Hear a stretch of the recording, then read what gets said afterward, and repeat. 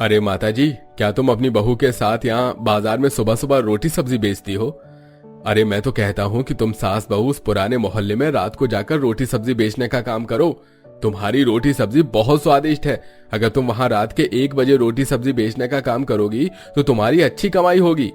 सुरेंद्र सुमित्रा और करिश्मा को एक आइडिया देकर वहां से चला जाता है, पर तभी वहां पर खड़ी एक औरत सुरेंद्र की बात सुनकर सुमित्रा और उसकी बहू से कहती है, अरे बहन, कोई जरूरत नहीं है तुम्हें उस ठरकी मोहल्ले में जाने की।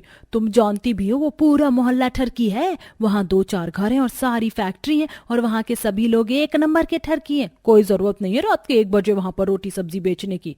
देखो बहन, हो सकता है कि तुम वहाँ पर 2 पैसे ज्यादा कमाओ, पर तुम वहाँ सुरक्षित नहीं रहोगी। तुम्हारी बहू भी गर्भवती है। हाँ बहन, तुम सही कह रही हो, हमें वहाँ जाने की जरूरत नहीं है। जब यही हमारा अच्छे से काम चल रहा है, क्या करेंगे हम ऐसे मोहल्ले में जाकर। इस तरह दोनों सास बहू सुबह से शाम के 4 बजे तक रोटी सब्जी बेचकर अपने घर आती हैं। कुछ देर बाद रात को अर्जुन भी घर आता है और घर आकर अपनी माँ और बीबी से कहता है, माँ, करिश्मा, आज मैंने एक प्राइवेट स्कूल में अपने राजू के लिए बात करी है। हम अपने राजू को प्राइवेट स्कूल में पढ़ाएंगे। क्या? प्राइवेट स्कूल में? और स्कूल की फीस कितनी होगी? आपने पूरी बात तो की है ना? हाँ करिश्मा, मैंने सारी बात कर ली है। स्कूल की फीस बस थोड़ी सी ज्यादा है, यही कुछ महीने के 5,000 रुपए। क्या? 1 महीने की फीस 5,000? बेटा, इतनी मुश्किल से तो हमारे घर का गुजारा चलता है। हम स्कूल की इतनी महंगी फीस कैसे जमा कर पाएंगे? माँ, आप सही कह रही हो, पर मैं अपने बेटे को पढ़ाना चाहता हूँ। मैं नहीं चाहता कि मेरा बेटा अनपढ़ रहे और मेरी तरह बड़ा होकर मजदूरी का काम करे। इसलिए मैंने सोच लिया है, चाहे कुछ भी हो जाए, मैं अपने बेटे को उसी प्राइवेट स्कूल में पढ़ाऊंगा और उसे बड़ा आदमी बनाऊंगा और हमारे आने वाले बच्चे का भी भविष्य संवारूंगा। अर्जुन अपने घर वालों को अपना फैसला सुनाकर खाना खाता है और सो जाता है, पर स्कूल की फीस की चिंता अर्जुन को सता रही होती है, इसलिए वो सही से सो नहीं पाता और रात भर करवटें लेता रहता है। ये सब सुमित्रा और करिश्मा देख लेती है, जिसके बाद करिश्मा बाहर चली जाती है और अपनी सास को बुलाती है।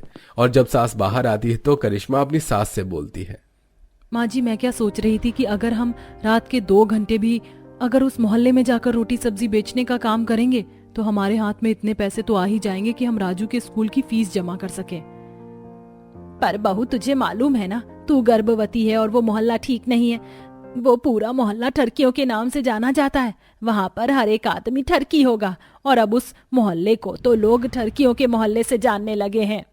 माँ जी, मैं आपकी बात समझ रही हूँ, पर आप भी मेरी बात समझिए। सुबह से शाम के 4 बजे तक हम रोटी सब्जी बेचती हैं, पर उससे हम इतना नहीं कमा पाते कि राजू के स्कूल की फीस भर पाए। और आप तो जानती हैं, अर्जुन जी जो फैसला करते हैं वो उसी पर अड़े रहते हैं। हमें उनकी मदद करनी चाहिए। और वैसे भी रात के 2 घंटे ही तो हमें बस रोटी सब्जी बेचनी है। हम शाम को घर आकर खाना बनाकर थोड़ी नींद लेकर रात में ठरकी मोहल्ले में 1 बजे रोटी सब्जी बेचने के लिए चले जाएंगे।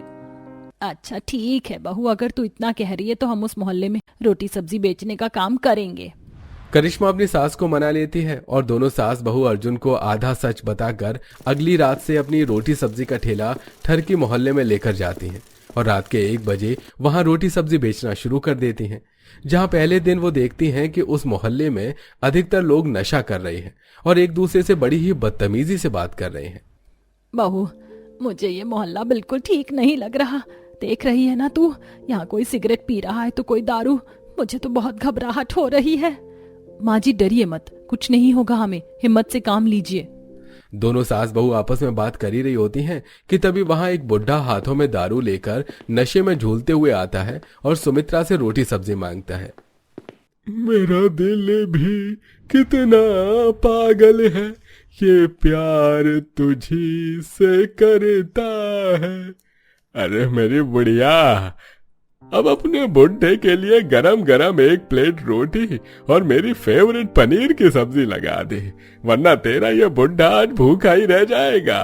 बहू, देख रही है ना तू, यहाँ के बुढ़ों पर भी आशिकी छाई हुई है।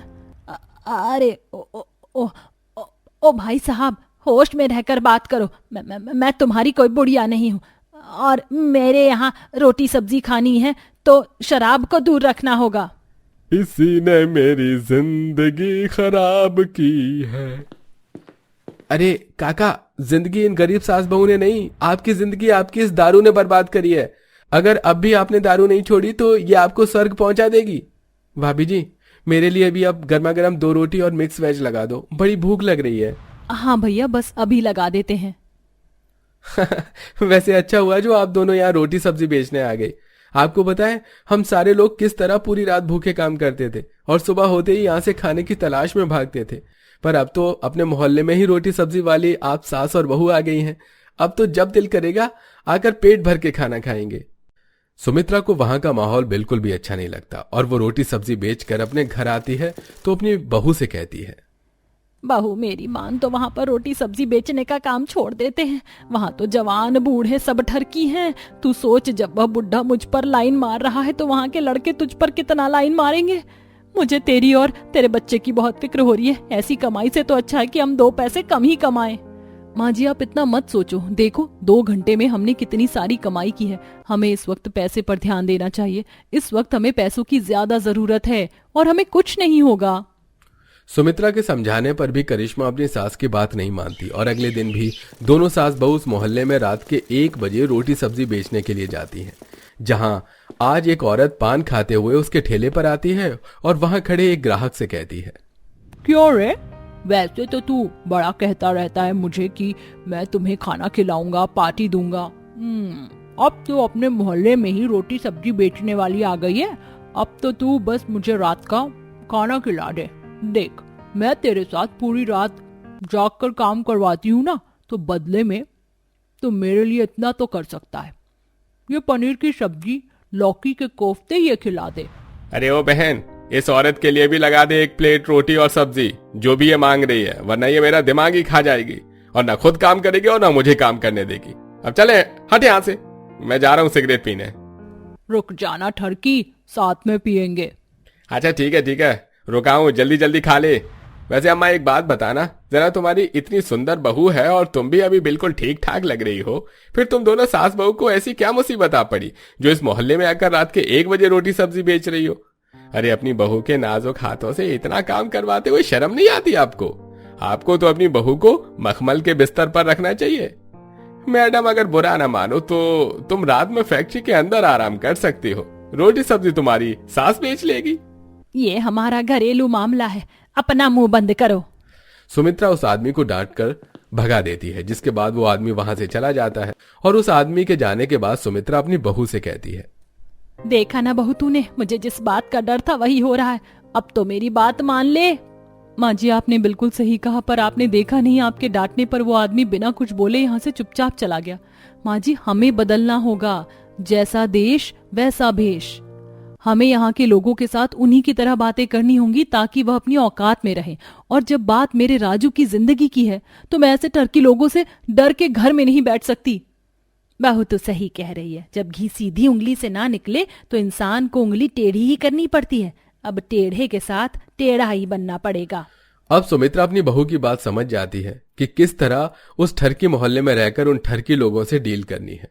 और इसी तरह एक बार फिर से एक शराबी उनके ठेले पर रोटी सब्जी खाने के लिए आता है और इस बार दोनों सास बहू से बदतमीजी से बात कर रहा होता है।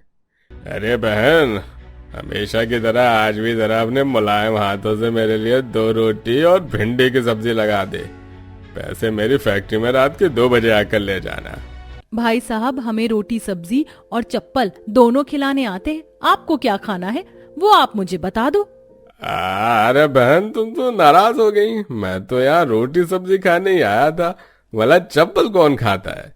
बहन बिल्कुल करारा जवाब दिया तुमने। यहाँ के लोगों के साथ तुम्हें भी ऐसा ही बर्ताव करना होगा, तभी ये ठरकी लोग सीधे होंगे। और तू आया मजा बातें सुनकर, खाना खाने आया है, चुपचाप खाना क्यों नहीं खाता? सुमित्रा की बात सुनकर वो आदमी अपने आप सीधा हो जाता है और चुपचाप खाना खाकर वहां से चला जाता है, जिसके बाद वहां के ठरकी लोग धीरे धीरे सुधरने लगते हैं और दोनों सास बहू के साथ किसी भी तरह की कोई बदतमीजी नहीं करते, और अगर करते भी हैं तो सुमित्रा और करिश्मा बिना डरे उनका सामना करती है और लोग बकवास किए बिना उनसे सब्जी रोटी लेते हैं। इस तरह से उनकी अच्छी कमाई होती है, जिसकी वजह से करिश्मा अपने बेटे को प्राइवेट स्कूल में पढ़ा पाती है। आशा है कहानी आपको पसंद आई होगी, तो इसी बात पर कमेंट में बताना ना भूलें कि रोटी के साथ कौन सी सब्जी आपको खाना बेहद पसंद है।